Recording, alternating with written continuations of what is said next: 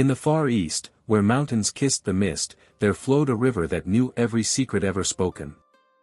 They called it the Wangchuan, the River of Forgetfulness, where souls went to erase their pain.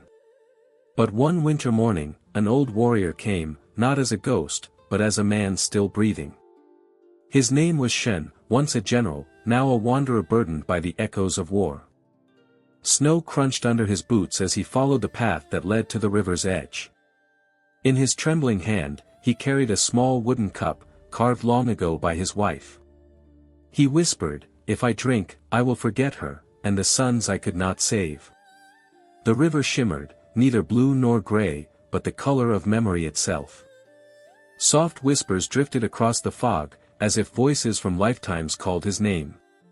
Shen knelt, his reflection rippling, a stranger's face staring back from the water. In the reflection, he saw flashes of fire, cities burning beneath banners of red. He saw young men he once commanded, their faces fading into ash. He saw his own blade falling, not on enemies, but on brothers. The cup shook in his hand, and the river's current whispered, "Drink, and forget." But Shen hesitated. "If I forget, who will remember them?" he murmured. The mist thickened, forming the shape of a woman, her eyes soft as dawn. It was May, his wife, her spirit wrapped in white silk, smiling gently. "Shen," she said, her voice like falling snow, "you cannot live chained to the past." "But I failed you," he answered, tears cutting lines through the frost on his cheeks. She touched his hand, though no warmth passed between them. "The river can wash away pain," she whispered, "but not the lessons within it." A distant gong echoed through the valley, as if the heavens themselves agreed. Shen stared into the water again, the reflection had changed. He saw himself as a young man, laughing beside May under plum blossoms. He saw his sons chasing fireflies, their laughter swallowed by time. He whispered, "If forgetting is peace, then peace is a kind of death." The mist woman nodded, and her image began to fade into the current. Shen reached out, but his hand touched only cold water. For a moment, silence, even the wind seemed to bow in stillness.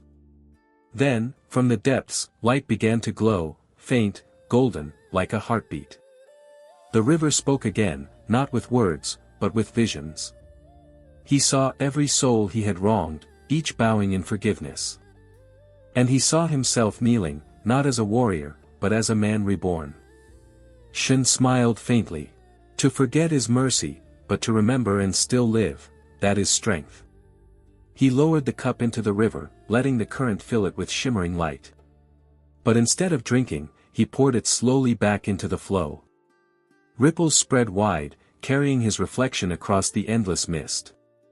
Above, cranes flew in circles, souls guiding him toward forgiveness. The sky brightened, dawn painting the fog in hues of rose and gold. Shen knelt and bowed deeply to the river. "Thank you for remembering what I could not." Then he rose, leaning on his old bamboo staff, and turned toward the mountains. His steps were slow, but no longer heavy, each one echoing peace. Behind him, the river glowed, its surface calm as a mirror.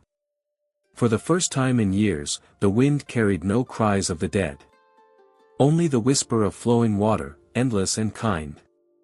He climbed the ridge, and sunlight touched his face like a gentle farewell.